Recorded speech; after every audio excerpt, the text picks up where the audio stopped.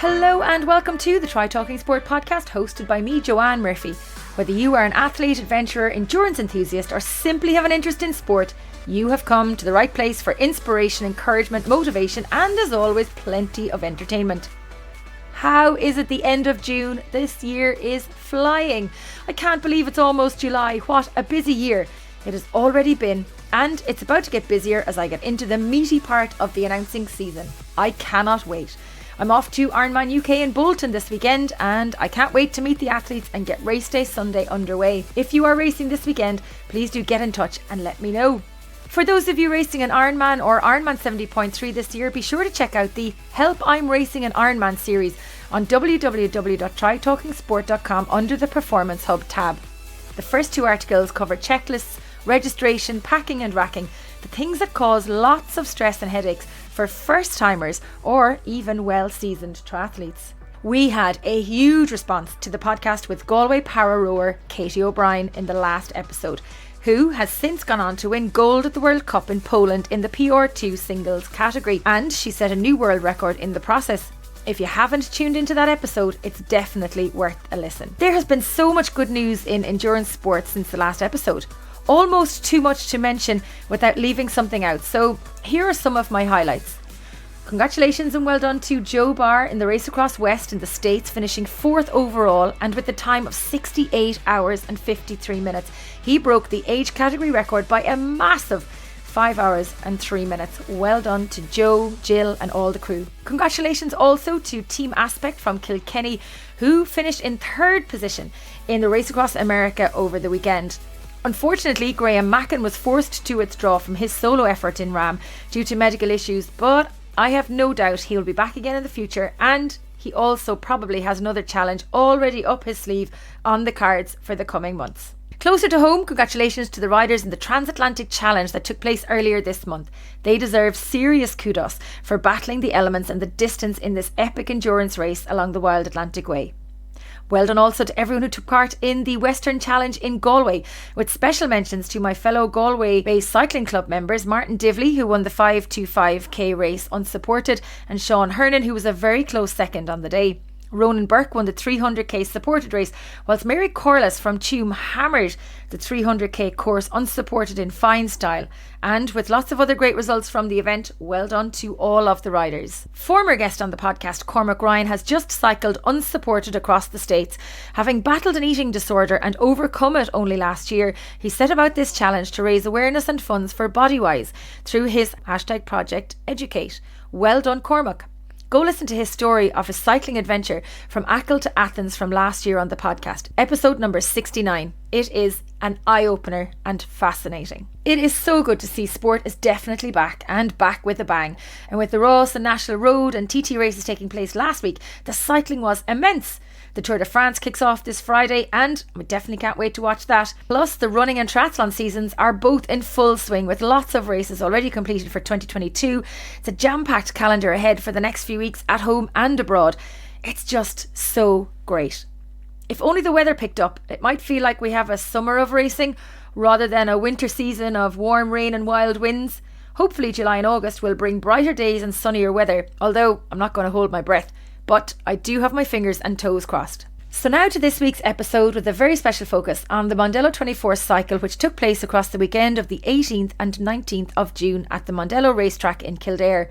24 hours of cycling around the approximately 3.4k track. Riders could race as a solo, a pair, in a 4 or 8 person team. I was thrilled but slightly apprehensive to have been selected as a rider for the Cycling Ireland Women's Commission, who had entered a team of 8 riders from across a diverse background of ability and experience into the event. In this episode you will meet our team of riders, Emma, Keela, Sharon, Hannah, Dervla, Laura and Grace, along with our team managers Alison and Colin, who share lots of insight to our weekend of racing, from the build-up and training to logistics, fueling, racing full gas, recovery and of course the crack from the track. I can tell you now, it was one of the best weekends of the year so far. As you will hear on the show, the cycling was intense, but the laughter and camaraderie was mighty. We had a great weekend of fun, friendship and fast racing. Before we get into sharing our story from the inside track, a big shout out to all the riders and their crew who supported them to take part in the second edition of Mondello24. I'm not sure what gods Oisin and Roddy from Mondello prayed to, but they must have had the Child of Prague out all year, as we had almost race perfect weather, with the exception of some wind that was less than ideal.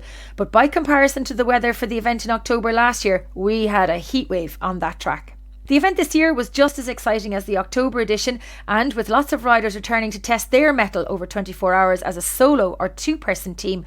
Having participated in larger teams last year, others participated for the very first time this year and embraced the challenge that lay ahead. Congratulations to everyone who took part in the event, with a special mention to the solo riders and especially all the girls racing solo at the event.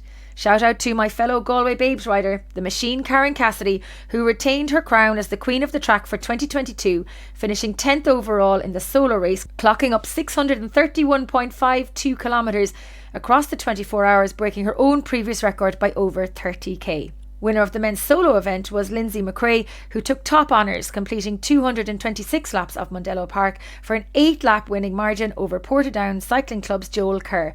It was an epic battle to witness in the closing hours of the race. There was great excitement on and off the track this year. I was thrilled to be able to be on both sides of the track as a rider and as part of the Mondello crew, announcing the event and also taking over their Instagram for the 24 hours.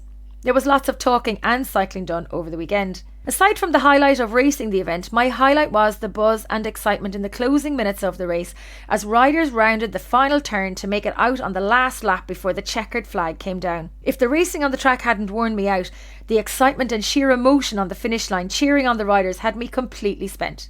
If anyone tuning into the show is interested in taking part next year, please get in touch and we'll share more insight and tips on how to enjoy rather than endure the super ultra cycling event. And before I forget, a big shout out to our Try Talking Sport partners Nuasan, who treated our cycling team to a gift pack each of skin and body care products, which I can tell you were all enjoyed during and after the race. Be sure to check out the products on www.nuasan.com and use the code TTS15 to get a 15% discount on their product range. Well done again to everyone who raced. It was a pleasure to share the track and the experience with you all. Roll on Mondello24 2023. Now go grab a cuppa and enjoy the show. Welcome to the Try Talking Sport podcast. I've got my Women's Cycling Commission teammates with me, the managers of our team, and we are fresh from 24 hours of racing around the track at the Mondello 24. Joining us for today's episode, we have our team managers, Colin and Alison. We also have riders, Emma, Keela, Laura, Dervla, Sharon, Grace, myself. And to kickstart us, I'm going to go straight away to the chairperson of the Women's Commission, Colin, and ask him to introduce himself and tell us a little bit about his role and his background in cycling. Hi, Joanne. Great to be here. I am a leisure cyclist and I've been cycling probably for about the last 10 years, based in a small club called Inspiration Cycling Club in Dunboyne. I'm personally originally from Dublin. And I really got involved in cycling as a result of a charity cycle in work quite a number of years ago. And that led me to ultimately to the place that I'm at today by, actively volunteering probably over the last 5 or 6 years. The Women's Commission is there as part of Cycling Ireland, and its mandate is to work to encourage women into the sport at all levels of the sport in all disciplines. Hence that culminated for our involvement in the team that we created and brought together for the first time we tried to do Mondello 24. I'm going to jump across to Alison, your co-manager for the weekend, and let Alison tell us a little bit about herself. My name is Alison Smith. I've been in the cycling industry for the last 35 years.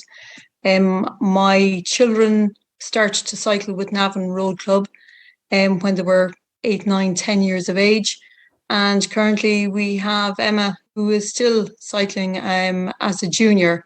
I am the Leinster rep for the Women's Commission, dealing basically with a lot of the races and being there for the women and the at all of the races. So we are, and helping them out if they have any any problems, and we're there to support them at all times. Brilliant. So we will come back and talk to both of you individually in a few minutes, but I'd love for our riders to introduce themselves. And Grace, because you're in the top left-hand corner of my screen, I'm going to come to you first. So Grace, tell us a little bit about your journey in cycling and why you signed up to Mondello24.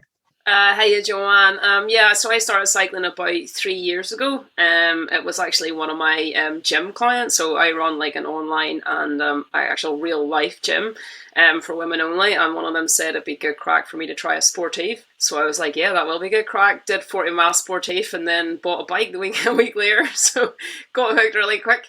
Got into racing really quick. And so I've been sort of like in and out of racing over the last 3 years. So like obviously with COVID. Like 9 years ago, I lost like 150 pounds. So for me, cycling is a really nice way to kind of see what my body is capable of, something that, you know, nearly a decade ago, I never would have thought was actually possible. So like I signed up for Mondello because I love a challenge. I love doing crazy stuff. And it definitely was crazy. And I love the team environment. And I worked with some of the girls and with the team managers last year in Newcastle West, the stage race. And as we were saying at Mondello, it was like one of the best things, if not the best thing I've done sporting wise, and had an absolute blast. So when I seen this come up again for the Women's Commission, I was like all over it. So yeah, I was super pleased to get selected for the team. And then Keela, we'll come to you next. And you have a very special bond with your team manager. Was that difficult having your dad join you as part of the team? It was and it wasn't. Like on the one hand, like obviously like I got a lot of support from my dad, but then sometimes we end up killing each other. But you know, sometimes he winds me up on purpose, but then I go faster. So you know, like it's all good.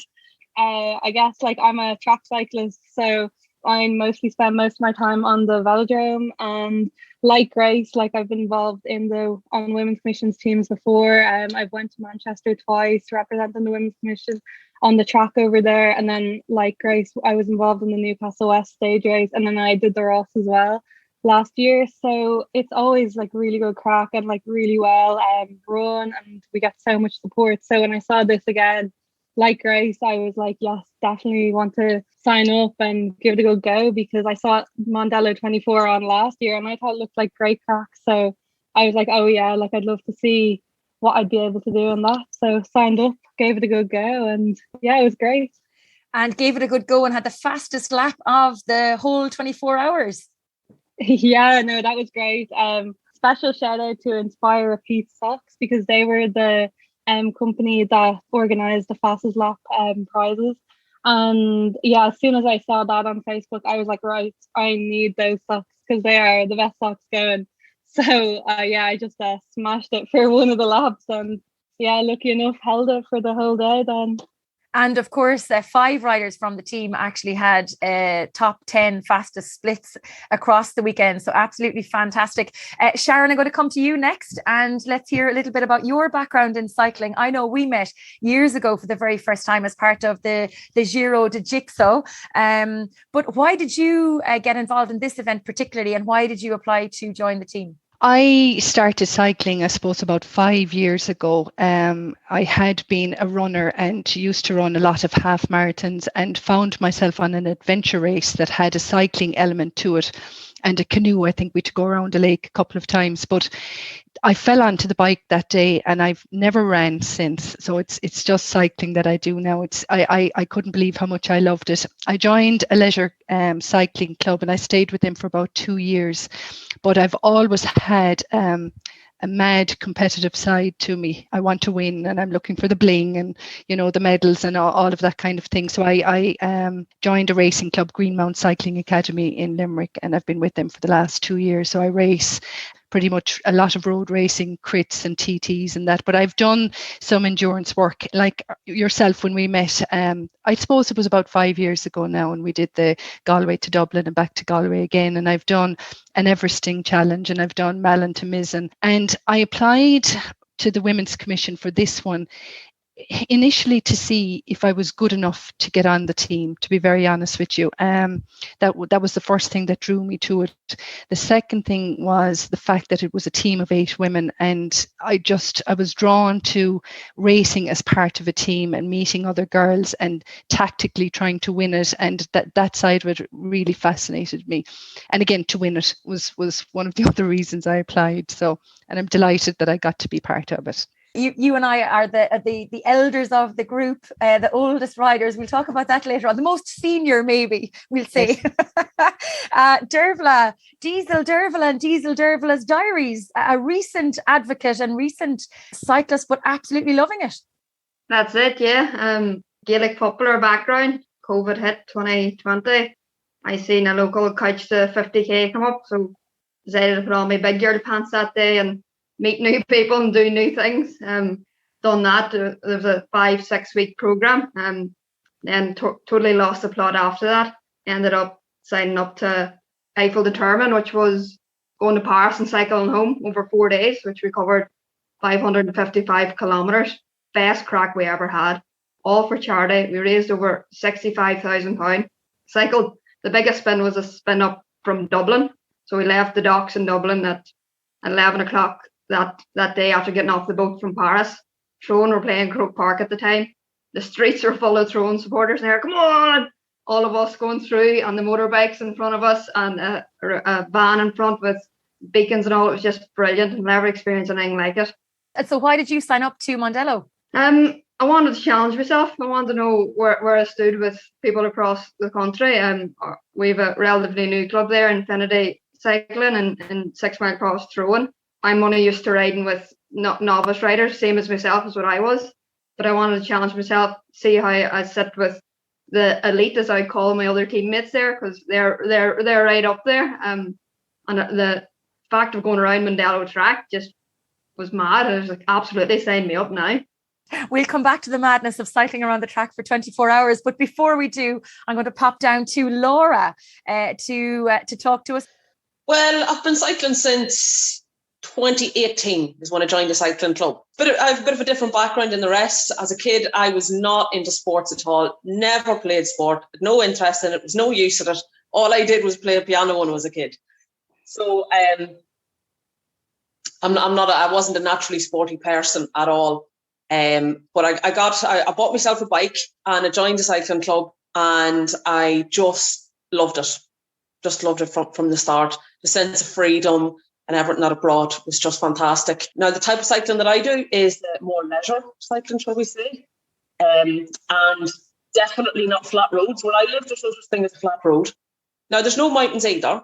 Obviously, I'm from Monaghan, I live in Cavan, but it's all road and hills. So this is what I couldn't get over Mondello. I was like, there's no freewheeling on this track. Where's the freewheeling? So it was very different experience for me, shall we say, a bit of a baptism of fire. Why I joined up, look, I just saw it advertised on Facebook, and I said, sure, God, I may as well go for it. I've nothing to lose. Now, I never in a million years thought that I'd actually be selected, because I'm not near good enough. But by some sort of grace of God, I got the chance. I have to say, it really was a big eye-opener for me, and I learned a hell of a lot over the weekend, that's for sure. Emma, our baby of the group, our TikTok influencer. She was trying to get us all on TikTok across the weekend. She was giving Keela a run for her money on the track for the fastest lap as well. We've fabulous pictures of the two girls taking a little nana nap on multiple occasions. And there's something about drinking beans out of a cup that we'll come back to. But before we do all of that, Emma, tell us a little bit about yourself. So yeah, I'm the youngest rider. I'm 17. My background in cycling would be from like a young age. All of my sisters, we all did a lot of sports. And then through primary school, one of my friends started cycling in Navan Road Club, like the Sprocket Rocket. So I wanted to do it because she was doing it. And then from then on, we just kept going. And then I started racing competitively. When I was under 14, I was never really that good at it until I got to under 16.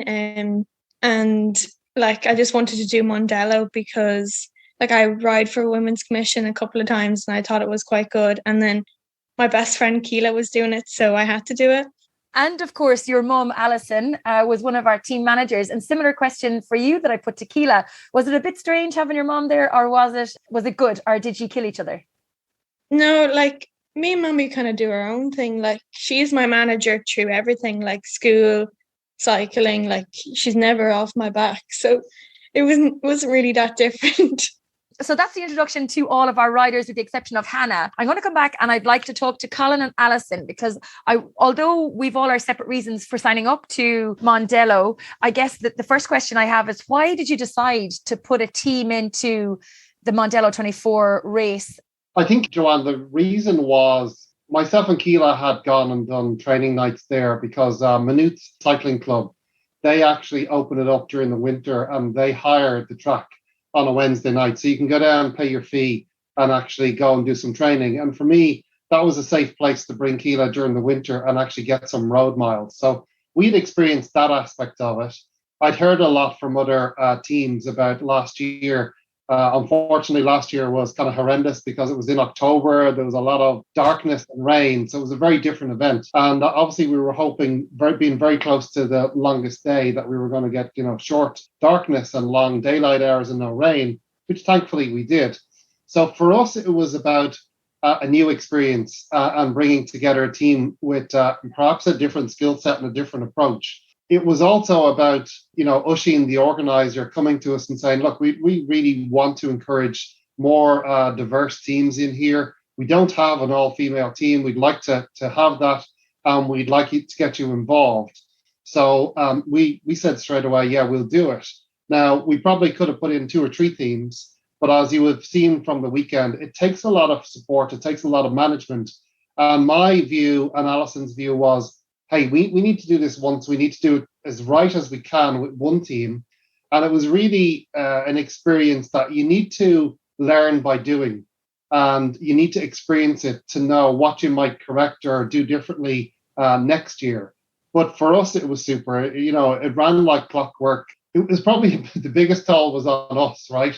Myself and Alison, in terms of zero sleep, moving between the garage and the pit lane, making sure riders were coming back in on time, etc. So we never ever stopped. I'm not really sure where Alison got the energy to keep going. It was fabulous, but we'd certainly learn and adjust some things. But I think there was some great advice that we got from Oisin, and anybody thinking about doing it from next year, that advice is there for any other participants or clubs that want to get involved. And other clubs absolutely came forward and helped us to make sure we were prepared and as ready as we could possibly be for the event. Yeah, I know that Clonard CC were very generous with their time throughout the course of the race for us, and we'll come to that in a minute. But Alison, what were you hoping to achieve with the team and the particular team that you put together? Was it to win the race? Was it to just showcase the different variety of cyclists that you could bring together? And how did you come up with the rota of riders? How did you know to put Emma out first and then run the sheet through the riders after that? I suppose initially the riders that were chosen came from all different aspects of cycling. So we had road riders, we had track riders, we had endurance riders. So in our opinion, we had certainly got a good mix of riders. We did different mix of age groups. So we wanted to see how this was going to pan out, how they were going to actually get involved, how they were going to involve each other with regards to crack during the night, in what they wanted, what they all wanted from this race.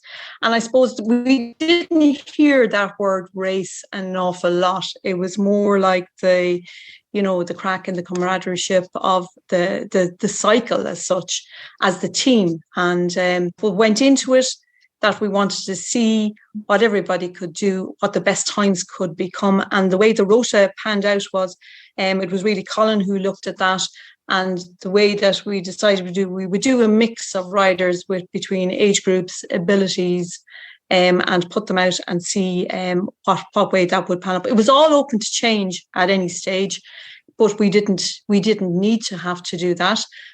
Everybody did their fair share, and really realistically, if you look at it, everybody did equal amounts of cycling. We didn't say, well, we're going to put the fastest riders out for more and we'll hold back.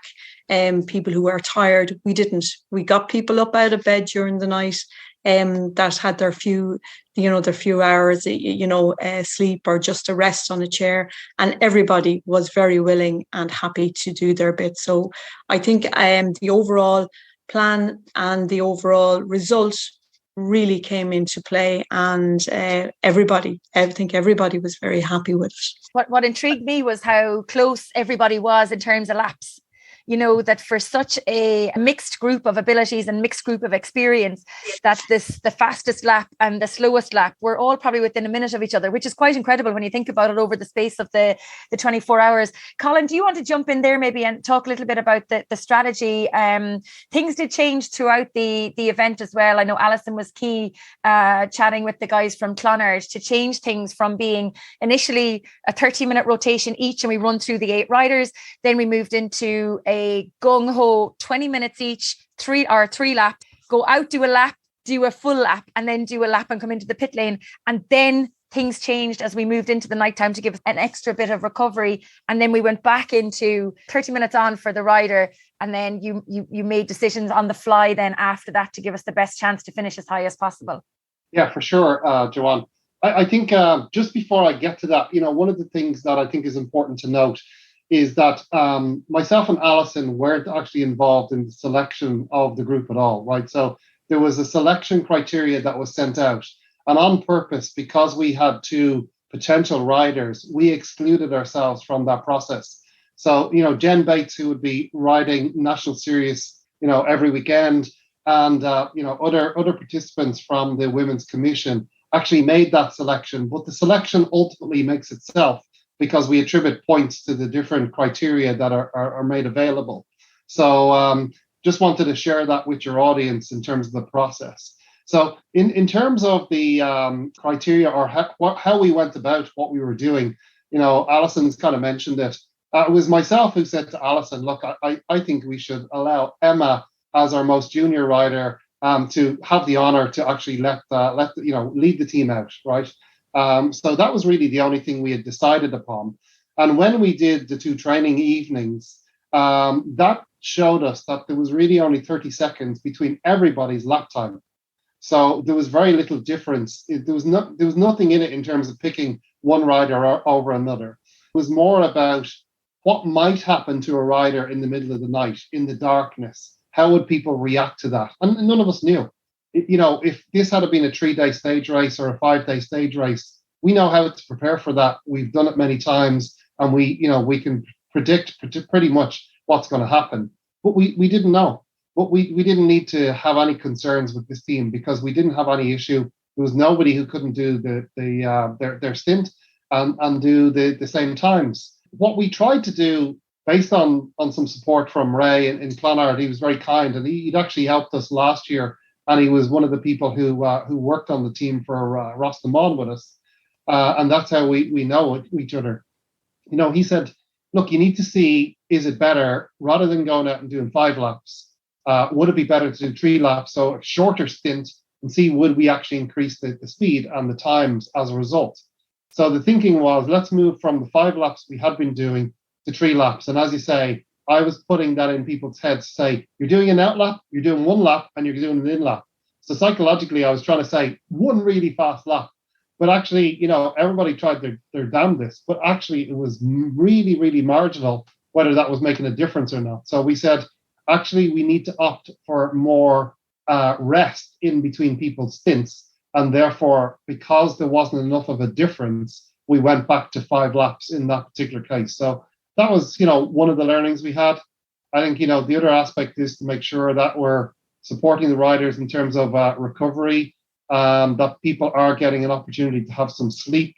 We did, some people thought we were crazy when they came in and looked at us, and we had a, big screen, and we had a microwave, and we had, a Burker boiler, we had all the different things. And people were looking at these have everything but the kitchen sink. But, we used all of those things to a lesser or different degree, depending on the riders, right? So we tried to bring as much stuff as we can to make sure we were accommodating the different riders and the things that they would need. Colin, you're a parent of Keela going into the race, similar to you, Alison, Emma's mum. Did that bring its own additional apprehension or concerns over what might happen out there? Or were you as nervous / excited for the whole experience as a team manager and not just as a parent? And we'll maybe come to you, Colin, first on that one. I think it's a combination of all those things. You're always naturally anxious. The thing that Alison and I would say, because we're regularly in the car together supporting the races, is we just want everybody to get home safely. And that's first and foremost in our mind when we go out to support the race. So that would have been the first thing that we would have been saying. We just want everybody to be safe. We don't want any mishaps, in the darkness or whatever else. But yet, we were very excited for the event. I mean, it was building for weeks. We'd all been together a number of times training. So that excitement was definitely there. And I think, part of the role that we both had was to be the chief energy officers, right, and keep everybody's energy up and the morale up, etc., because that's what's important in that event. And, we were all able to have a laugh. People were getting kind of used to each other and kind of getting to know each other a bit better by the time the 24 hours was finished, because apart from a couple of training stints, a lot of people had never met each other before. So I think it was great that people have left, they've connected on social media, we're connected here this evening, etc. And I think that's what this is all about, because everybody's gone back, they're talking to their friends and family about what their experience was, and hopefully that'll encourage another batch of riders to come in for next year. Absolutely. And then, Alison, in terms of your own experience, was there heightened levels of nervousness or apprehension because this was something completely new? You certainly looked like you were taking it all in your stride and you rarely sat down. I mean, you were on it like a car bonnet for the whole weekend. It was amazing to watch yourself and Colin, and the communication and the level of support you were giving each other as well as all of us all the time. Yeah, like as Colin said, there was great excitement on the lead up to it. I think Oisin and crew Mondello were very, very supportive before the event occurred, and any questions were answered. My main worry was the nighttime and how people would get used to the course, there was their lights bright enough, how we were going to identify them coming around, which we got a little red light and we put it on everybody's front bike, a solid light, so we could see them coming, which was a big help. But I think it was the fear of something going wrong, and it could have been even just down to a very simple thing like a puncture or anything, which luckily we didn't have any mechanicals, and how we were going to get them back if that was the case, or to communicate. I know all the riders did carry their phones, and so there was somebody looking after us the whole way out there, that we didn't have any of those problems, so it was good. It was good. I'm going to move now to chat with some of our riders, and I think we'll start with you, Sharon. How did your training differ over the past couple of weeks from when it was announced? It was early May, I think it was announced that we were all on the team. So did your training differ? What were you doing before the announcement? And did your training stack up, and were you happy with how you performed over the weekend? Yeah, my training didn't really change a whole lot coming up to it at all. I had gone to Mallorca to do a week of climbing over there, which COVID put a stop to that, unfortunately. So I would have hoped to have been a bit stronger when I came back, but that just wasn't to be. But I would generally race a league race on a Tuesday night and a TT on a Thursday night, and long spins in the weekends, and a couple of more training sessions in there. 5 days a week, maybe I'd be on the bike. So that really hadn't changed a whole lot. I had 1 or 2 sessions in the week leading up to it where I was on the bike 3 times in the day. So once early morning, once in the evening, and one more maybe at about 9 or 9:30 at night. Nothing strenuous, but just to get my body used to doing something a little bit more often in a 24-hour period. Generally, my training hadn't changed, because Mondello was a race on the horizon with other races coming up after it. So it was just part of what I was doing, really. Yeah, and Keela, quite interestingly, normally you would do a 3-hour spin on a Saturday and a 3-hour spin on a Sunday, but this was 3 hours over 24 hours. Yeah, so as you said, like normally my weekend, like I normally do 6 days on the bike. So although I'm a track rider, I do crits in Corca Park every Tuesday night. I have track league every Wednesday night, so I'm racing there. Probably up until May, I was doing road racing at the weekend as well, but all really just to complement my track and building this endurance base, because I do endurance events on the track. So my main focus is pursuits, individual pursuits, team pursuits, the likes of Omnium and Madison as well. So it didn't really change a whole lot, but for some reason, like, I tend to be quite good, like just being able to go out on my own and just give it everything. Like, it doesn't really faze me not being in a bunch. I think that's down to the training I do for my pursuits. So normally now at nationals it'll be a 3k pursuit. So the 3.5k laps, like, I kind of knew, like, okay, like, I'm able to do this. Like, this is what I do quite often. So I was just able to go out for those 30 minutes, push it to the max, and then come in, recover, and go again. Yeah, it didn't really change that much, but it definitely, as a whole, like, the event complemented my training, I think. And then if we look at the other spectrum of our cyclists, we maybe come to you, Laura, next, because you're not a racing cyclist. You've said you are a leisure cyclist. So what did you do to prepare for Mondello 24? Well, this is where I completely lost when you say the word training. You're like, how did your training change? I don't know how to train. I don't have a training plan.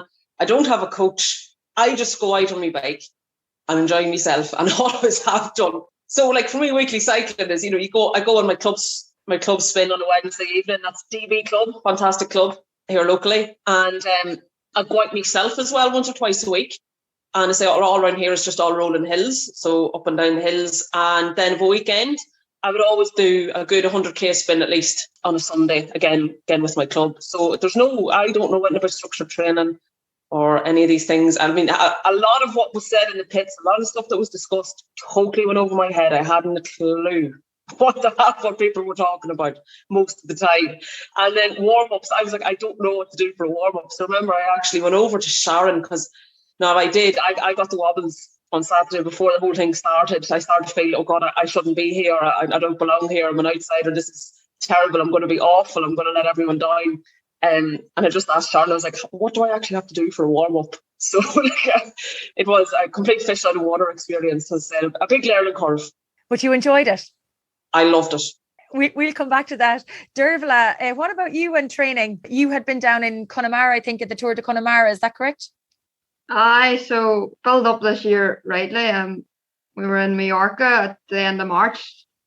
We spent 4 days there doing climbs. I wouldn't really be used to the speed or the sprinting. I'd be more of an endurance, longer ride. So we were in Mallorca, and then first thing up on the list was Connemara, Tour of Connemara. That was 3 weeks out from Mondello. 2 weeks out from Mondello was our local sportive, which I'm managed to end up as the chairperson of Infinity. So it's a fairly stressful week, that, but thankfully we got well supported from all the local clubs, and it ran smoothly. The Sunday before Mondello was the Wicklow 200, which I can say was one of the hardest things I've ever done. It was 12 hours altogether, including stops, but 9 hours in the saddle, up and down hills and wind and everything. Even managed to come off my bike that day, but sure, these things happen in cycling. And during the week I had to get in a few sprints with the club. So the club would have been out in their weekly spins, and I would just head off the front, do a 3-minute work, and then let them catch up. As I said, I wasn't used to the sprint and I was more endurance, but had to get it into the legs. Well, there was no stopping you on the track. You were well able to get around that track very quick. Grace, I'm going to come to you next. You had a very unorthodox lead up to your race because you got married in the weeks leading up to it. So how did your training change, or did it change? Or what were you doing as part of your build up to Mondello? Yeah, so I didn't do as much bike for the last 3 months as I would normally do, because I was actually doing like a physique bodybuilding shit. So I have been doing a lot of lifting and a lot of strength to get ready for it, and I finished it and had the shoot about 3 weeks before I got married. So it was a chance to get in good shape and also look decent on and be in decent nick for my wedding day. So although I'm still doing 4 or 5 days a week on the bike, it just wasn't like the hard intensity. I wasn't doing as many intervals, so I was still getting the miles in over the last 3 months, just not as many big intervals. So like my sprinting, my high end engine just wouldn't be quite where it was. So like once I got married, then it was just head down and do tons of endurance, long spins, even in the bad weather, get my butt onto the turbo. So yeah, it did pay off, although I wouldn't say I'm as strong now as I would have been 3-4 months ago. It definitely came back. I wouldn't say that I felt weak at Mondello. I felt kind of like I was in fairly decent shape, maybe not quite where I was, but not massively far off it. If I'm not mistaken, I think you were getting stronger as the time went on throughout the 24 hours. You definitely were buzzing, and it looked like you were feeling stronger despite the fatigue and the time of day. Yeah, I'm not a great sleeper. I think I said that to Colin and Alison. Like, it was before we went into the night. I was like, look, I get like 3-4 hours a night sleep. And my wife can definitely atone to that. Because I don't sleep very well. So I'm like, look, if you need me, you'll probably not wake me up because I'll be just sitting upstairs, staring into space. So like, if you need me, I'll come down and help. So like, as the night went on, I actually felt better. So yeah, I felt fine. Emma, you were still in school up until about 2, maybe 3 weeks ago. You were training for Nationals and Mondello. So what did you do, or did you do anything differently to train for the 24-hour event? Yeah, like my training didn't change a whole lot because like I have nationals this weekend, so I had to be quite specific on my training. I race normally like every weekend. I did a Galway Classic a couple of weeks ago, so that's when I found that I really like challenging myself. So that's why I did Mondello. I do crits every week with Keela as well, and all last summer I raced a Mondello crits, so it was quite normal to me to be on Mondello. So when I would go out, I'd try to find a wheel and just stick on it like I'm a very good crit rider.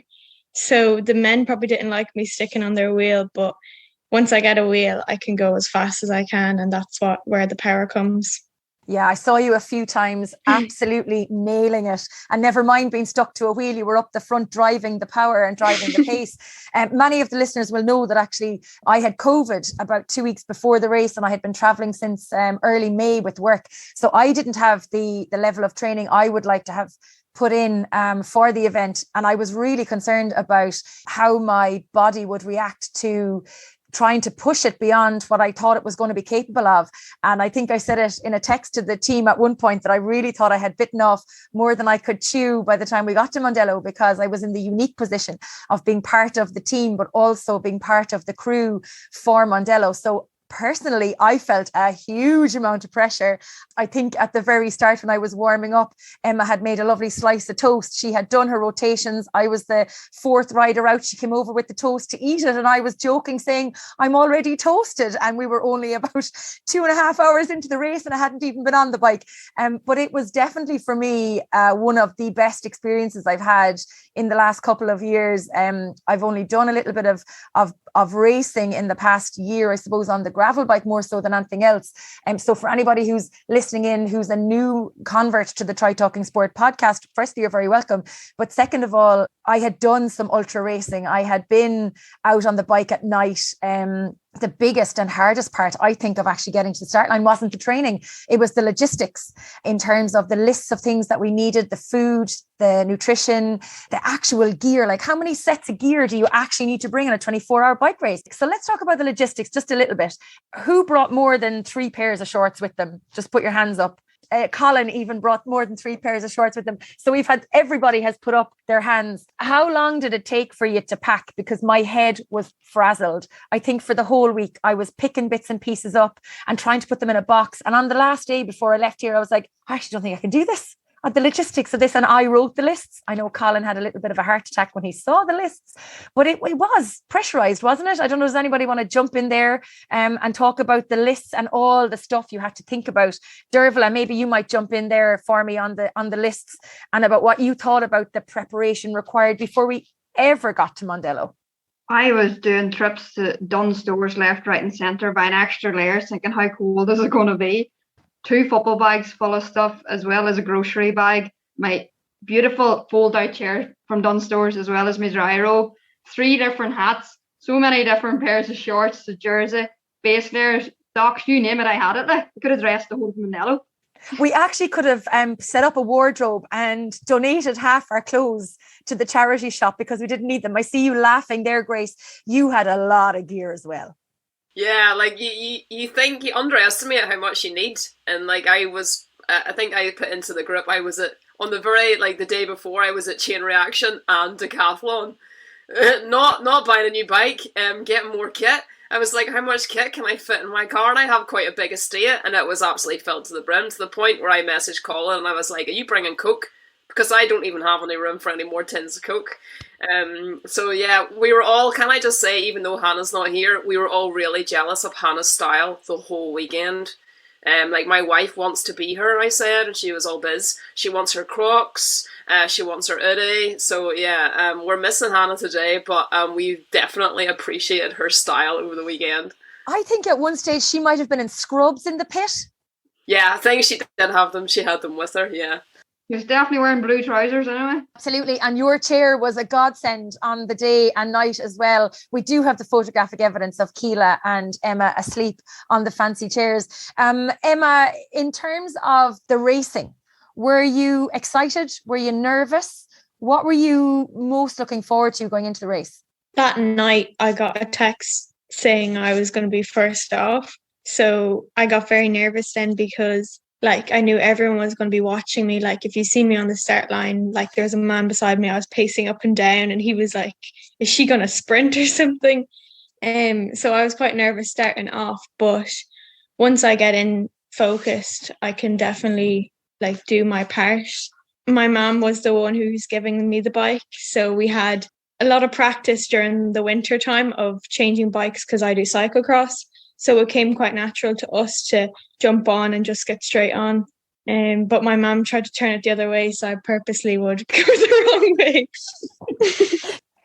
Just to explain to people who weren't in Mondello, we had a Le Mans start, which meant that our riders were on the left-hand side of the track and our bikes with a single volunteer holding the bike was on the other side of the track. And the riders had to run across the track and get on their bikes as fast as possible. And I think, Emma, you were second under the gantry. You were so quick and so efficient, which was fantastic and a great start for the team on the day. Sharon, what was the bit that you were most apprehensive about coming into the event?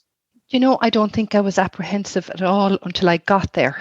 And all of a sudden I got nervous once we all kind of met in the garage and we were looking at who was going to go out first. And all of a sudden I realized that it's, generally when you're racing for yourself, and you might have other team members in the race and you look after each other. But generally I'd be racing for myself. And in this instant, it just hit me that there were 7 other girls on the team and you just didn't want to let anybody down. And I think that was for me the most apprehensive part of it. But like that, once the first stint was over, that nervousness was gone. And what was the hardest part of the weekend for you, do you think?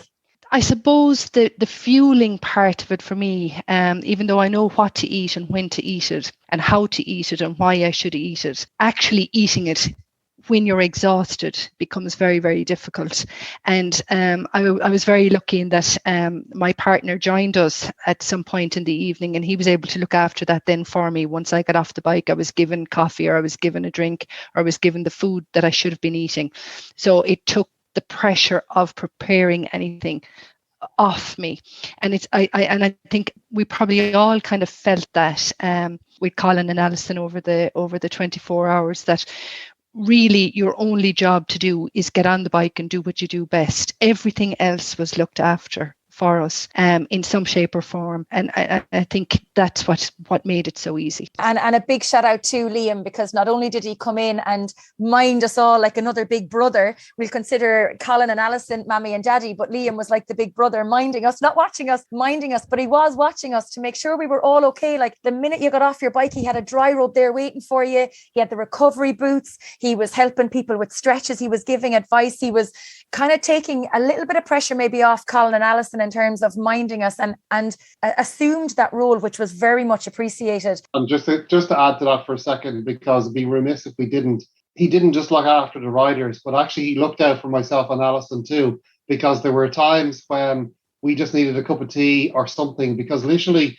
you had the time between a lap getting done, which was 5 or 6 minutes, to get back into the garage, maybe to make sure the next rider was ready, and then get back onto the gantry to make sure the rider was going through and they knew what lap they were coming in on. So, kudos to him, because he really did help us.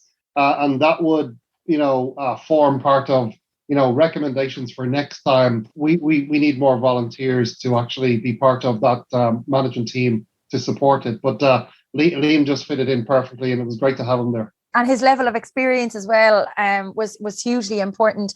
So Liam, if you're listening, you're booked for next year.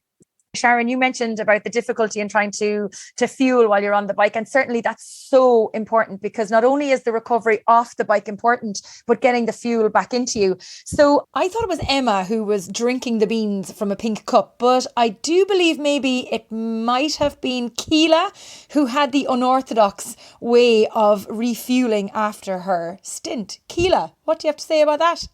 Well, first of all, I just want to say that the night before, everyone seems to be very stressed. But the night before, it must have been about 7 o'clock, 7:30, maybe 8 o'clock. I was still on the watt bike doing my training, nothing packed. And I got a little FaceTime call from Emma. And Emma's like, "Hi, have you packed?" And I'm like, "Packed? No, I haven't packed." So I said, "Here, Emma, would you please give us a go your list? Just name out the things in your bag and I'll do the same." Not one time was there cutlery mentioned in the list. So that is why I had to drink the beans that weren't even my beans. I actually robbed them from Emma.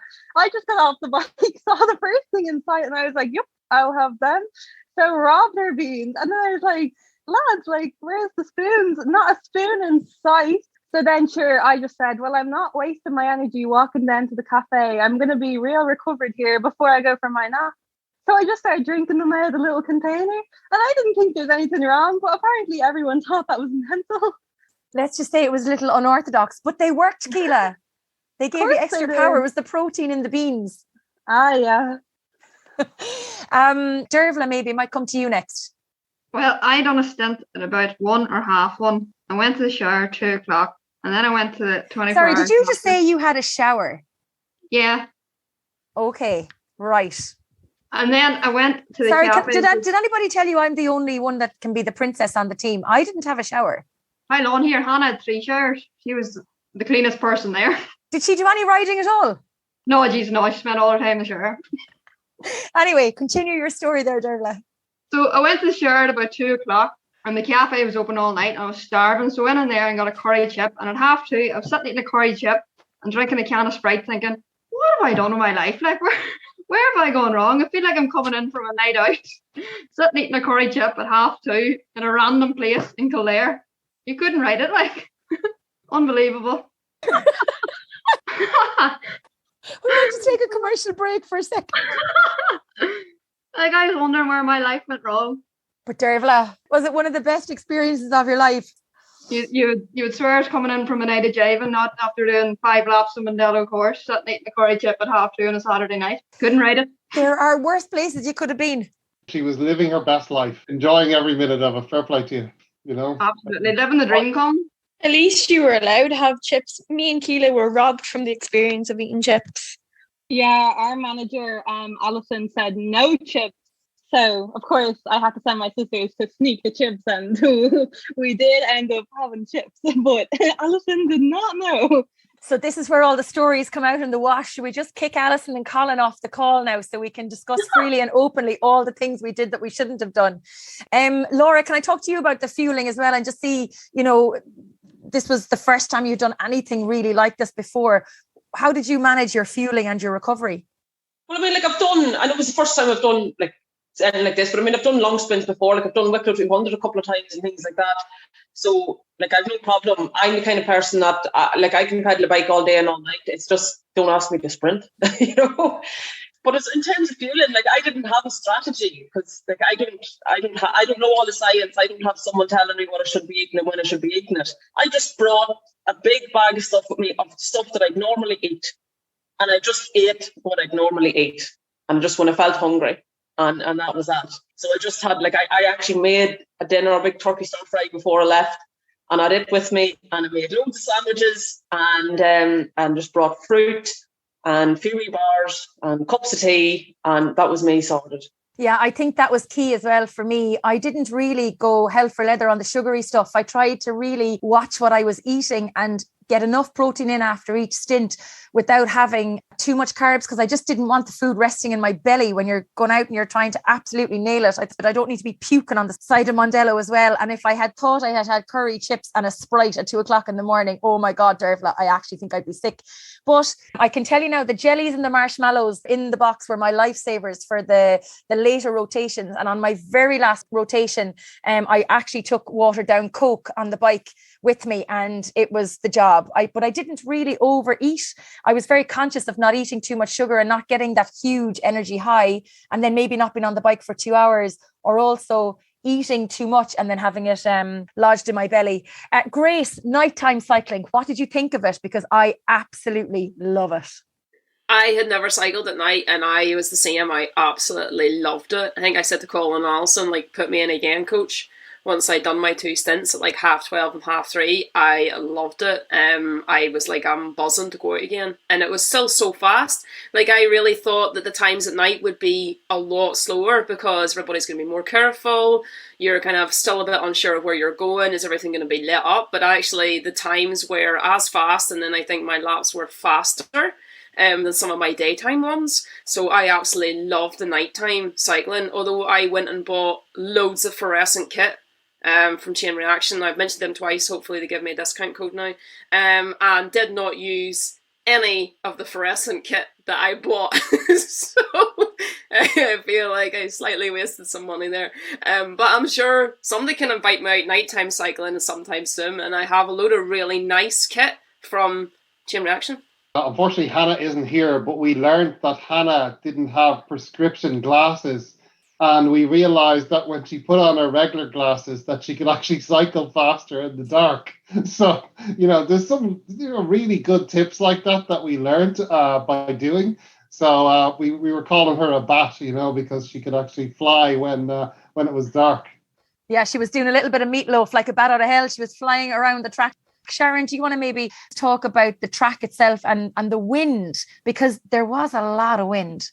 There was, and the wind changed as the day went on. I think the nighttime stints, that was when the wind was at its least powerful, I suppose. It was definitely easier to handle it at night, but during the day and at different times during the day and on different corners, it was quite strong. And the race tactics then would be to become part of a train or jump on the back of a couple of lads, if you could find them, that were out on the track at the same time that you were. And it might be a case of where you'd literally have to burn a match to try and hold on to them. But those couple of seconds of really giving it your all just to grab onto the back of 2 guys that are going fairly fast meant that you didn't have that headwind, and you could hold on to some energy and do your laps faster. But yeah, the wind, I think, was probably the biggest hurdle for us on the track. And it always seemed that the wind was blowing as you were going uphill. Now, I know Mondello is relatively flat, but what was it about the wind blowing in the direction as you were going uphill? And if you didn't actually get onto the back of a train or get onto the back of a strong lad or lady out on the course, you died within the first 500 meters of it. Emma, I see you nodding your head. Do you want to jump in there? Yeah, so like the weeks before, I was quite nervous because I'm not a time trialist. Like, I cannot ride on my own. So when the thoughts of having to ride on my own, that kind of scared me, because the lap times, I didn't want to be letting down the team. So I was quite happy every time I'd find a group. So I would like literally burn everything I could to get on a group, and then just sit on the back of the boys and just let them do all the work. I really enjoyed nighttime cycling because I never cycled before at night. I think I was on my own a lot for the nighttime, but it was quite good because the corners were so tight. I actually couldn't see where I was going. So maybe if I was in a group, it could have been a bit carnage, but thank God it wasn't. And then, Laura, can I come to you and ask you about how you felt about, cycling in a bunch like that, in a race effectively, and what it was like trying to jump onto the back of a group or maybe driving it on for a group? Were you nervous about that out on the course at any point, or were you just taking it all in your stride? I just take everything in my stride, to be honest, and just go with the flow. I struggled to get onto groups, though. What I would find when I was out on the track was, you'd come up to a group and maybe they wouldn't be going fast enough. It might be more the solo riders. So I just bob on ahead past them, keep going, because I said, well, I can do faster on my own. And anytime I did manage to get onto a group that was going at a sort of speed that I want to be going at, what would happen then is as soon as it come into a corner, and most of the corners, I don't know if it's just me who thought this, most corners were actually 2 corners in one. There was like 2 bends. Anyway, I'm not good on corners. I'm a bit of a chicken. I came off at a corner once and just took the whole skin off the side of my face and had to get my lips stitched, etc. So ever since that day, I'm not so gutsy on corners. So if I got onto a group, anyway, long story short, by the time we'd get round the bends and then back up, there was always a hill after the bends as well. I'd end up losing them. So I never got onto a group for any length of time, maybe for about 10 seconds max. So I actually did most of my riding solo on the course. And that's why at the night time I was out, I did completely actually, my night time, my whole laps, the whole night were completely on my own. So I found that so actually peaceful and serene, because you were just out, it was silence, there wasn't the noise at the night time. It was dark, there was just these flickers of lights. And I found it quite nearly almost meditative, shall I say. So yeah, it was lovely. What about you, Dervla, in terms of cycling fast in a bunch or trying to jump onto a train? Did you enjoy that? Oh, here, absolutely. I wasn't so lucky at the start getting in a bunch, but as the evening and the night went on, I managed to get a bunch. But my last stint out, as I said to Colin when I got off the bike, I was like, you don't have a train, you make your own train. So I went out on my last stint, and it was kind of like, all I can describe it as speed dating. So you come past somebody, like, get on my way, let's go, let's work together. Come past the next person, here, Dion, come on ahead, let's work together. And we'll just keep rotating. And it would just give them the heads up when you come off the front and you join in behind. I think by the time I'd done the first lap, I had 5 other riders with me, and we just kept working together because we're all working towards the same goal. So we may as well work as a team to get there. But it was wild crack just coming past the lads. Come on, lads, let's go. And it did make such a difference. I think Colin and Alison will remember me coming in on my 5th stint. It was the only time I got on a train. Really the only time. I had one rider ahead of me in my last stint, but I think I turned around to Alison and Colin and I said, I'm done now. That was absolutely exhilarating. Like, I am absolutely buzzing now. I want to go back out again and I want to be on a train, because it was kind of soul destroying in a way being on your own, wasn't it? With the wind. And you're going around and you're just hoping that somebody will come behind you and be fast enough that you can jump on their wheel, but not too fast that they'll ditch you within 10 seconds. Keela, I'm sure you didn't have that problem because of your sprinting and ability to jump on the train straight away. Yeah, like I got on a good few trains, to be fair. And it was just about going as hard as you possibly could. Like once you found like a really good train, like you just have to give it everything to stick in. So there's one time I was on like a really, really good train. Like they were really like heavy hitters. And so I set out an extra lap just to try get one more done for everyone. And then like that was good. But then there's definitely times on your own where it's just absolute torture and you're just giving it absolutely everything. But the wind is just so strong because it's so open at Mondello. But no, it made you appreciate really when you got on a train. It was really appreciated it because you had so much time on your own as well. And I think as well, there was a lot of camaraderie out on the course. I don't know if you felt it, maybe because I was announcing the event, a lot more people knew who I was. I don't know, but I definitely felt like every rider that came past me in a train was like, come on, Joanne, jump on the back. And I'd be like, yeah, no problem. Bye. But it was lovely. The camaraderie out on the track. I think when you got into a train or you were able to pull somebody around, especially a solo, you felt kind of good as well that you were helping them. I don't know if that's the same with everybody. I'm conscious of the time and we have been chatting for, I'd say, pretty much an hour at this stage. So would you do another ultra event? Quick fire round. Sharon, yes or no? Yes, for sure. Keela, yes or no? Yes, definitely. Grace? 100%. Dervla? Oh, yep, without a doubt. Laura? Absolutely. Emma? Yeah, 100%. Alison? Yeah, great. 200%. And Colin? Definitely. Okay, so now we have a yes for the next ultra race. We'll have to pick something that we're going to do. Looking back on what we achieved at the weekend, if you were to do another ultra race, if you were to do Mondello again, what would you do differently? And Dervla, I'll come to you first. I would probably think about my sleep a lot better. Lack of sleep was a real killer for me. Probably recommend bringing sleeping bag, pillow, bed, whatever, tent, even if you needed that. There's a lot of campers about that night and I was very jealous. But I think I had a wee snooze and 6 chairs upstairs, and then of course my downstairs chair helped me out a while lot. Grace, what would you do differently? Yeah, as Colin said, just try and learn to sleep more. That would be great. But I think some of the girls brought a blow-up bed. I had a sleeping bag, and I was very jealous. Even though I didn't sleep, I had like a 20-minute nap. I really missed not having an actual bed to sleep on, and my back was a bit sore from just sleeping on the floor. So I think definitely bring a blow-up bed. And I think the thing I learned as well is I thought this was going to be an endurance event. It's not really an endurance event from what you actually think, and the reason is you're doing like 4 to 6 laps, so it's more of like being able to recover from hard efforts. It's kind of more like you're going to FTP, or close to it, and then recovering, and then doing the same again. So I think I would slightly change my training, not so many long spins. And more like hard efforts, recover, hard efforts. So I think slightly change my training and bring a bed, and also drink beans because like it worked for Keela. And speaking of Keela, what would you do differently? I have to say, like, I was quite happy with what went on and like my plan and everything. One thing I would change is make sure not to be in the sleeping rotation with Emma beside me, because Emma kept playing these freaky try and fall to sleep videos that were absolutely terrifying. And there was this like strange man talking to us like, relax your legs. And I'm there like, girl, young one, I'm trying to go to sleep here. And as much as I love her, we got woken up at 2 a.m. by Alison, and I fell out of the bed. I didn't know what time it was, and all I could hear was, Emma, you have to get up now, not in 5 minutes. So, maybe next time I'd bring some earplugs. I'd move the blow-up bed away from the young one.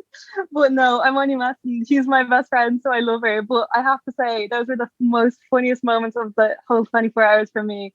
The sleeping, or lack thereof, I should say. Laura, what would you do differently if you were going to do it again? I might look up some of these fancy words that the people were using in the pits, all this training malarkey, so I could actually join in the conversation and not just be so lost all the time. You learned plenty over the weekend. You're grand. You'll be fine. Dervla? Well, I would suggest that you should bring like a fork and a spoon maybe for the beans. See if you're just drinking out of the actual tub, just to block out the haters. I'm unique, and there's nothing wrong with that. Keep it that way. Well done. That is so true. Don't lose your identity. Sharon, what would you do differently? And don't say it, leave Liam at home, because we need him the next time. We'll see. I think the exhaustion and the sleeping, I think that would be, I'd change that a little bit. I mean, something really small like an eye mask, which I use regularly at home, I forgot. And I know that would have helped me a little bit, and just to try and manage that a little bit better, I think would have stood to me. And drinking, and I know Alison kept saying, you're not drinking enough, girls, you're not drinking enough, and she said it over and over, and I was listening to her, but I could have drank more for sure. Okay, that's good advice. And Emma, what would you do differently other than play maybe some different type of sleep music or talking? It actually worked for me, so I don't have any complaints. Definitely though, me and Keela had a whole setup. We had our beds, our pajamas, we had our two sisters slaving away at us, and our eye masks. But definitely I would change probably my food. Like I should have eaten more meals than snacking, which is kind of hard when you only have maybe 3 hours in between each one. So perfect. And then Alison, what would you do differently?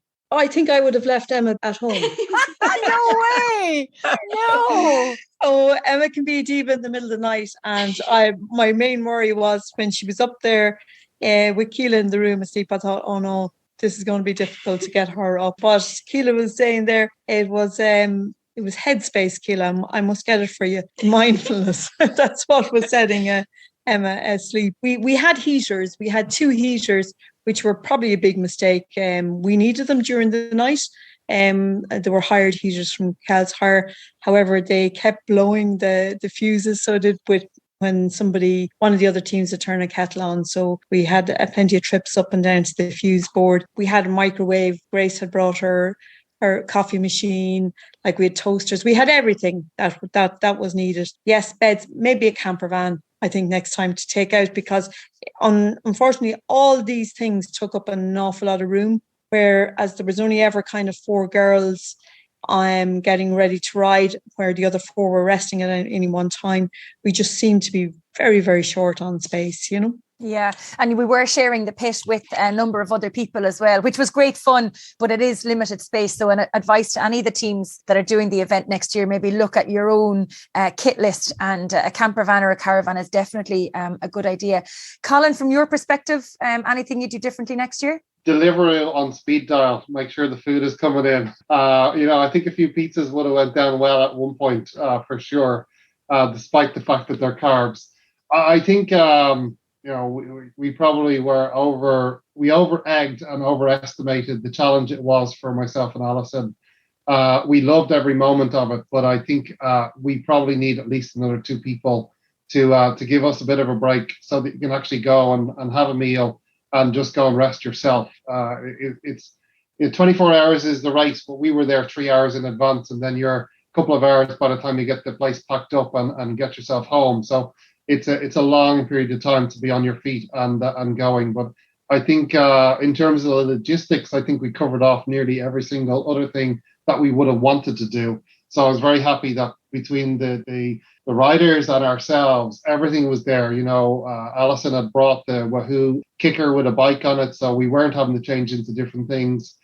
People had access to that, and they could just jump on that, do whatever was suitable for them before they went out. And Laura took full advantage of that, even though maybe she didn't know what you needed to do. But everybody knew what they needed to do, and were doing it by the time it was finished. And Laura and Deborah have talked about the fact that they're kind of leisure cyclists or endurance cyclists or whatever. I have to tell you that the kit that they were riding and the bikes that they had were as good, if not better, than the rest of the ladies. So they have all the ingredients to go and fly. Absolutely brilliant. So as you know, Hannah was unable to join us live for the recording of the podcast, but I did manage to catch up with her over the weekend. So before we get into the final question to our riders and our managers that joined me live on the night, we'll chat with Hannah. So Hannah, tell me a little bit about your background in cycling, because you were with UCD Cycling Club. Even though you've just moved to Galway, you are a member of UCD Cycling Club. Yeah, so literally only just bounced to Galway in the last 2 weeks. But yeah, no, I went to college basically in UCD, so that's how I'm cycling with UCD.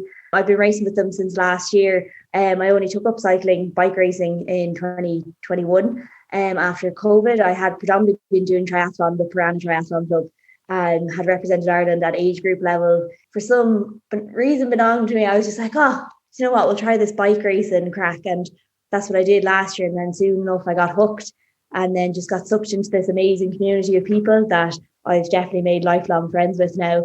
I just love it. There's just no buzz like it. So you're normally cycling in a bunch, tearing down the road, working as part of a team with your colleagues or your teammates from UCD, but you'd never done anything like Mondello24 before. No, I'd never done anything like Mondello. The bunch racing as well, I'm only kind of getting to grips with it, because normally it's the same for everyone. You're normally out the back before you're out the front. So finally getting to grips with that. But yeah, no, Mondello, I'd never done anything like that before, especially in the dynamic that we were doing it as a big team. Like the solo cyclists, when you look at that, I'd done one big mad thing during COVID. I did 247 kilometers on my turbo for a wear, one day for the crack, but to raise money for charity. But that was the extent of it. So I'd never done anything as a team aspect like a Mondello where we were going hard for certain stints. So it was definitely a different dynamic, and it was really cool to try it out. Why did you apply to be on the team? So it was really funny. I was like, that looks like a bit of fun. Do you know what? Let's have a bit of crack. So I signed up for it. Didn't think I'd actually get picked for it in the end. So I was like, surprise, I'm on a team now. So it was really it was more we'll just sign up and see what happens. And see if it because it sounded like a bit of crack anyway. So I was like, that'll be fun. And then I really liked the idea of having an all women's team and something like that, because cycling, as we know, is such a male dominated sport that we really need to encourage more women to participate in it. And I thought, Jesus, this is a perfect opportunity just to get out and give it a go and kind of get more people and more women involved in it. And I think all of us were kind of shocked when we saw our names or saw our emails come through to say, we're delighted to inform you. I was like, I'm off to America. I won't get any training done. And then I got the bloody COVID. So I didn't get an awful lot of training done. But in terms of training for the event versus the bunch racing and the shorter races maybe that you were doing, did your training change from when you were announced on the team to Mondello, or did you just keep doing what you were doing normally? I basically kept doing what I was doing normally, because when it was decided what our plan was going to be in Mondello, I didn't really have to change anything for it. It was basically, to me, it just seemed like we were going to do 6 like crit races in 24 hours. So I was basically just going out and attacking it as if it was a crit race. And then obviously we were all obsessed with being on the choo-choo train. So that's all I was thinking about. Anytime I got on the track, I was like, get on a train. That was all that was going through my head. Like, so I had raced a crit race in Galway the week before, and I was like, just sit in, go hard. This is what we have to do next week. And that was all I was doing. Like, and it actually was like a crit race. If you were lucky enough to get on the back of a train, now, not all of us got on a train every time, but it was exhilarating getting on the back of the train. The initial part of it is very hard. It's painful. It wasn't going to be easy. But once you're in the group, it brings you along. It sucks you along. You've no choice but to stay there. You have to work a little bit harder. But at the end of the day, you're actually working easier than you would be on your own. And it saves time in the long run. And especially as the wind was always into our faces when we were going the uphill sections. The inclines aren't very high in Mondello. I mean, it is a flat course, but by golly, by the time you went around the track on the 5th one and you didn't have a train to be sitting behind, you were just going, what am I doing here?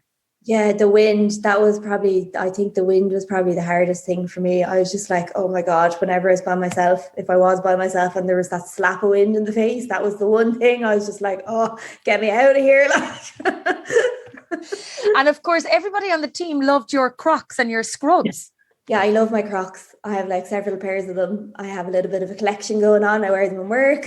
I wear them at home. I wear them to races. But the new pair I have, yeah, they're a bit flamboyant. I suppose they're black and zebra print with rainbow stripes all over them. But I rocked up in them. And then, yeah, the scrub pants that everyone's referring to, they're actually my hiking pants that I wear up the mountain so I can be seen in case I get lost or something. So I kind of have like a theme to all of my stuff. I just like to be seen, I suppose. And then, yeah, I was going around with my Sherpa hoodie as well. I know Sharon wasn't very impressed at the start. She's like, I can't be seen with you. And I was like, well, you're stuck with me for 24 hours. So better yeah, go. It was a bit like me walking around in the middle of the night in my pajama bottoms over my cycling shorts.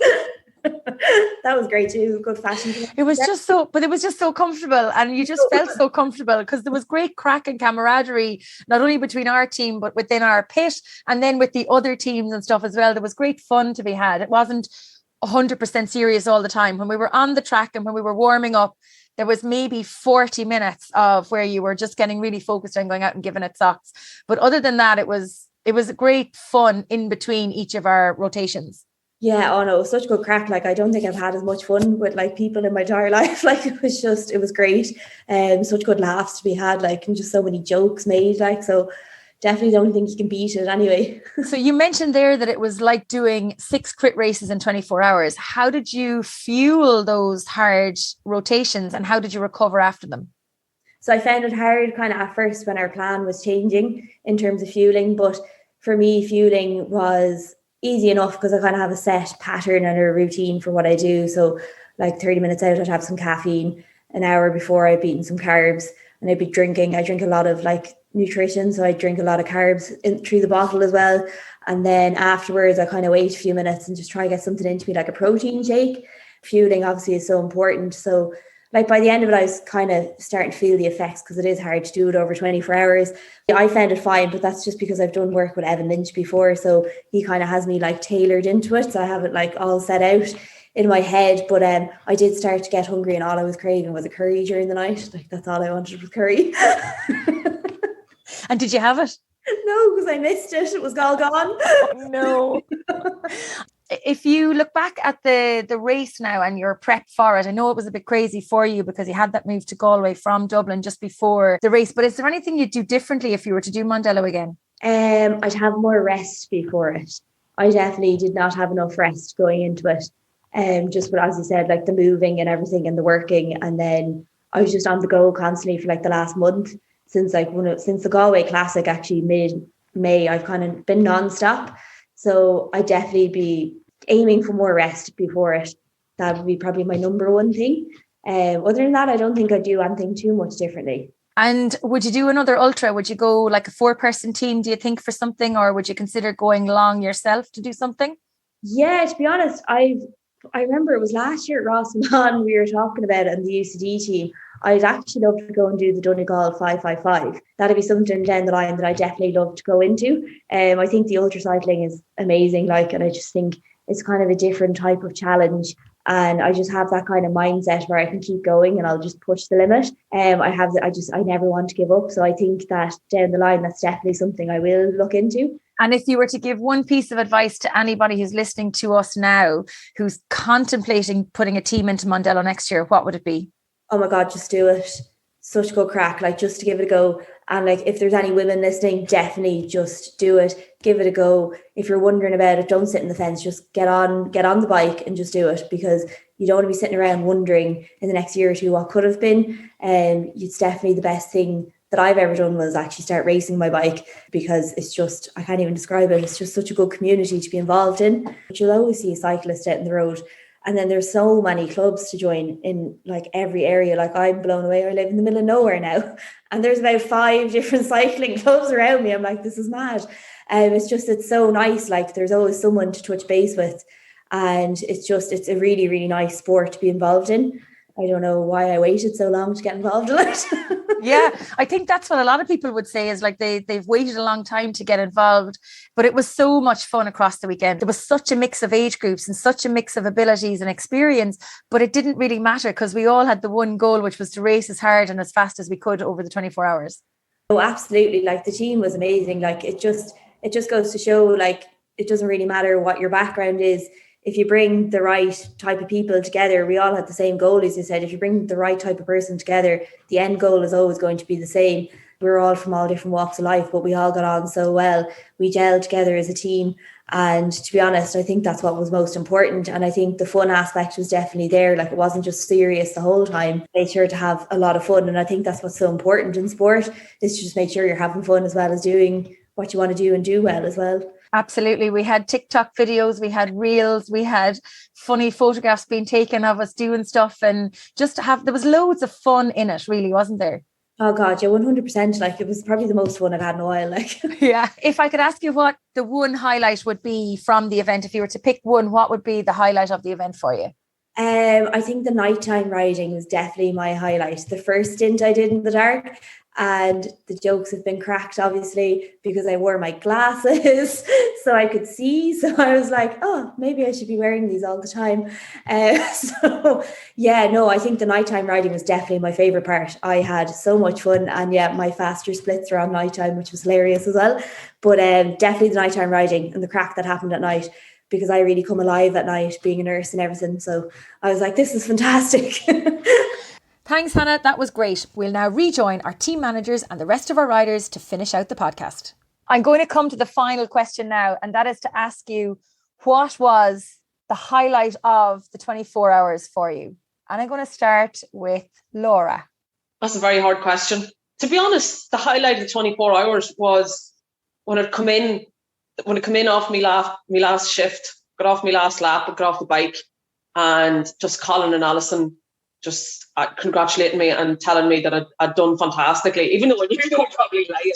But just the fact that they were still trying to support me and build me up, even though they must have been so wrecked, tired. And, they just left me on such a high and thinking, my God, maybe there is things out there that I actually can do. So that was fantastic, the support. Brilliant. Dervla? Well, it'll be one of two, and they both involve Hannah. So we were in the pits having a crack. Colin said something, and Hannah goes, "Who's Hannah?" And we're all like, you? She's obviously delirious at this stage. And then the wee dance me and Hannah had before our last laps, it was good crack. The vibes the whole 24 hours was deadly. Everyone keeping each other going. Yeah, it was brilliant. Grace? I think just for one of my last stints, I think it was Sharon and Liam had handed me one of their dry robes. And it kind of just right when I was about to get out, I was waiting on a rider coming in, and I was like, oh, I just happened to say I'm cold, and straight away they ran over and got me a dry robe. And I think that kind of sums up the team spirit. And I think just near the end, when everybody was coming off and everybody was giving each other high fives and fist bumps, and probably the very big highlight was me and Colin and all the McHales at the wall at the end cheering Keela on, and the epic photos like that, even though everybody was absolutely knackered, because obviously we'd had a bit of kip. Colin had been up the whole time. We were there cheering Keela on, and we were still having the banter and still having the crack, and I think the photos all kind of show that. Brilliant. Emma? Probably the raves with Colin at the end, but no, definitely the start of the race when I did the Le Mans start. Like everyone could see how nervous I was, and they all kind of stood at the barricade behind me, and they were like going through the emotion with me. It was like they were all running with me. They were all jumping on the bike. Like I didn't feel on my own, and it was definitely like the team support and just having everyone there. Like these girls who I've met 2 hours before the race, like becoming my best friends. Like it was just really nice to have. Brilliant. I love it. And you did such a good job at the Le Mans start as well. So you were the perfect choice. Sharon? I think for me, the last couple of hours of the race, from about 10 up until about noon, and I had finished my stint at that point, and I was hanging out over the wall watching, and especially towards the last half an hour when the riders were doing their last few laps, coming to the very end, and I was looking at every shape and size cyclist, every kind of bike, every age, and big smiles on their faces, and the cheers that were going on all along that wall, and the encouragement, because we'd all done a part of it. We all knew how hard it was, and I think it was just fantastic to watch, and everybody got faster, as the last few, not slower. It was actually getting faster, and the buzz was fantastic. And I suppose as far as our own team, the highlight, looking at the other 7 girls and myself and our managers, not a single person complained the whole time that we were there. Not once from anybody at any point, at any stage. Not a single complaint did I hear. And I think it's a testament to the team that was put together and how well they gelled so quickly, and everybody knew what they had to do, and everybody knew how to do it. And I think you could see the characters that were built over that 24-hour period. I think that for me was the highlight. That's brilliant. And then Keela, obviously doing the fastest lap was a highlight, but other than that, what was your highlight for the weekend? I think like 2 of my best highlights. One, just how well we all gelled. We all got on just so well, and like most of the girls like I'd never met before. We just really got on so well. Like in the middle of the night, from the start to finish, we were all smiling. And then I think, as Grace mentioned, like my true highlight for me was the last stint that I did was to close us out on the 24 hours. So it was really a special moment for me, like finishing it off and like seeing my whole family there cheering me on, and like all my really good friends and all my teammates just supporting me. So that was really special as I crossed the line. Yeah, it was fantastic to watch as well. You're speeding along under the checkered flag. It was brilliant. Alison, for you, there must have been so many highlights because you and Colin saw everything.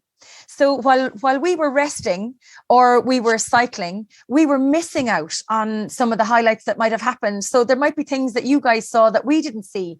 So what were your highlights from the weekend, other than trying to wake up Keela and Emma in the middle of the night? It was the whole camaraderie of the team. But I think probably Colin dancing and you, Joanne, doing the TikToks and your yoga positions and your death positions and well, it was great crack. And to watch, it get bright so early, kind of at, 4:30, 5:30 in the morning, and then you had every chance back into the car and going around Mondello, so we were taking photographs from the boot of the car. Things like that just made it all come together to see like all the work that is being put in by everybody, as well as the riders, but by everybody, and the sheer enjoyment of it all, and your whole commentary at the start and at the finish. The start for me probably was the biggest highlight because I was standing beside people I didn't know holding the bike, and we had such a laugh, chat, and shouting at the riders across the way, turning the bikes the opposite way as if you're going to send them back around the track the opposite way, just messing. It was surely a great laugh from start to finish. Yes, we were all very tired, and yes, we certainly did deserve the complete sleep after it all, but certainly with two people trying to coordinate a team, it is difficult, and this is where yes we would need more volunteers next year. And Liam was absolutely amazing, thumbs up to Liam all the way. So yes, we can have his recovery boots again next year. We'll bring him along as well for the crack. He was great at putting on the CBD gel as well from Newissan on us. We'll bring him back for that as well. Colin, a highlight for you? or a couple of highlights, maybe similar to Alison? You were trackside for 24 hours. There's a number of highlights. You had this, firstly, you had this crazy chick who said, look, I'm on the MC, like, you leave me alone. Don't put me in for the first little few rotations. Like, I'll need to find my leg. So, when we all adjusted to you, we all gelled, and it was great, So I said, no need to worry. She'll be fine. She'll be okay.